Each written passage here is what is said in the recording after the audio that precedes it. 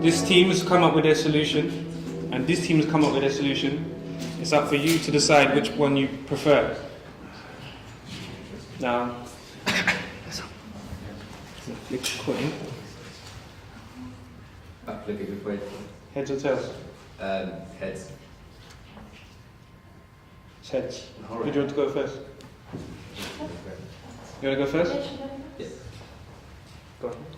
Okay, so some of the solutions that we discussed evolved around the responsibility of business. So it's not about punishing businesses, it's not about the state and government coming up with all the solutions. It's actually saying that there should be some sort of annual or regular event for business leaders to address these issues. They need to look at what are the percentage of staff actually working for you who are living in poverty? What is their story? How are they struggling? And are you aware of that? So we would say that the business community needs to come together and have some sort of regular conference and event where they look at these stats, look at the information, and they come up with solutions themselves.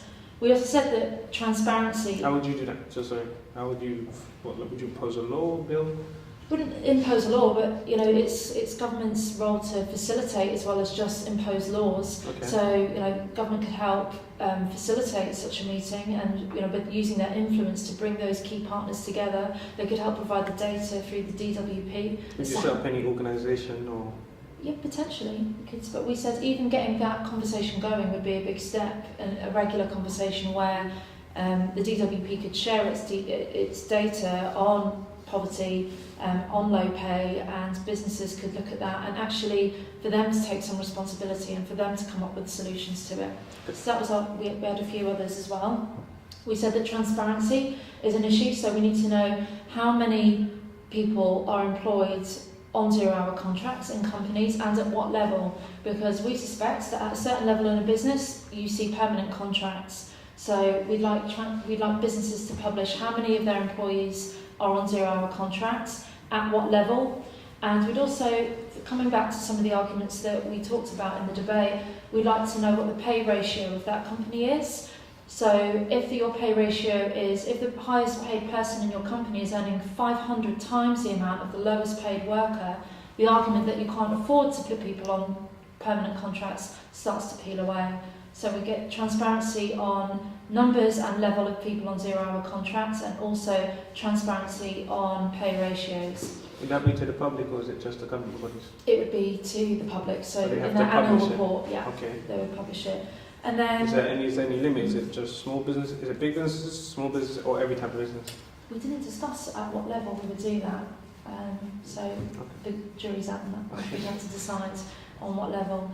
And then thirdly, we said that we would end exclusivity contracts. We don't think that's fair at all, and that if you have proven yourself as a loyal and good worker for a certain amount of time in the business, you should expect to go on a permanent contract. So those were our three. That the business community needs to come together regularly and face these issues and come up with their own solutions. Secondly, that we need more transparency over numbers and levels in the company of where zero-hour contracts are and pay ratios.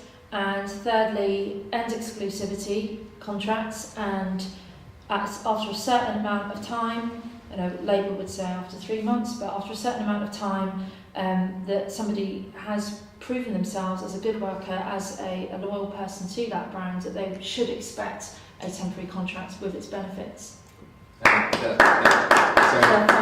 Yeah, one more thing. We wanted to add a living wage into a zero-hour contract as well. If there was a living wage, so whatever the living wage is in Nottingham, whatever it is in London, that should be in the zero-hour contract as well. So you get paid the living wage instead of getting paid minimum wage or whatever it is on a zero-hour contract.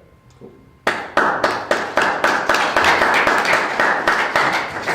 Right over to the red corner. Okay, guys. As my opposing team mentioned, they spoke about transparency, or I like to refer to it as honesty. We will put in place a licensing agreement whereby the companies, the businesses who hire these people on zero-hour contracts will first have to apply for a zero-hour contract license. And in doing so, what that means is it completely gets rid of companies such as McDonald's who tend to have large numbers of people, especially young people, on 0-hour contracts. Furthermore, what that does is protects those people being employed, because it highlights to them what they're getting into, so they'll know what the situation is when they're applying for this company, whether it's a 0-hour contract company or not. Additionally, what we'll do is, like mentioned, like everybody had agreed on the panel, prevention is better than cure. This issue is a far greater issue than just 0-hour contracts. So what we'll do is we'll work hard to expand apprenticeships and work hard to expand internships, because then people can build careers from those things, as opposed to 0-hour contracts, which have, let's be honest, they have no direction in them. So those are the two things that we'll mainly focus on. And of course, in doing that, we'll focus on the ethics and the other stuff. I hope you enjoy. Who does the license apply for? The government. All businesses, so all businesses, small, medium or large organisations, what may be, that just like if you was to open a shop on a Harrods, you have to get a planning permission.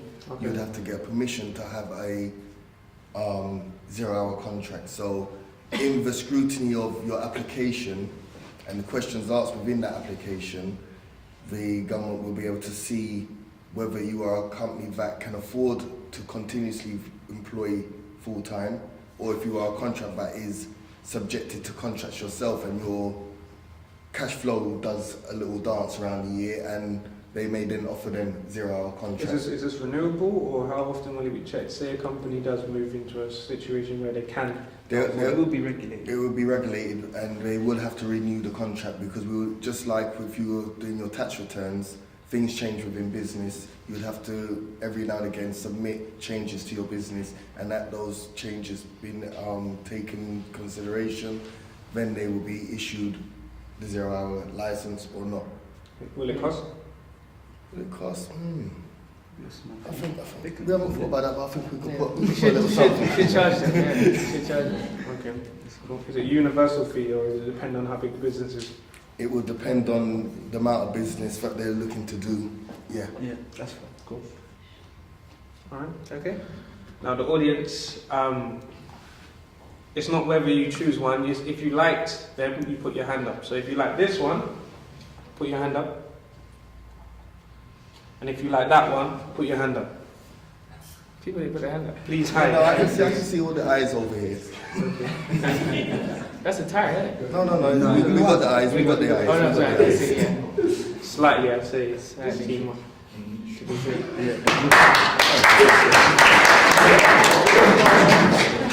Thank you. Yes. And thank you everyone for coming, and that's the end of our event.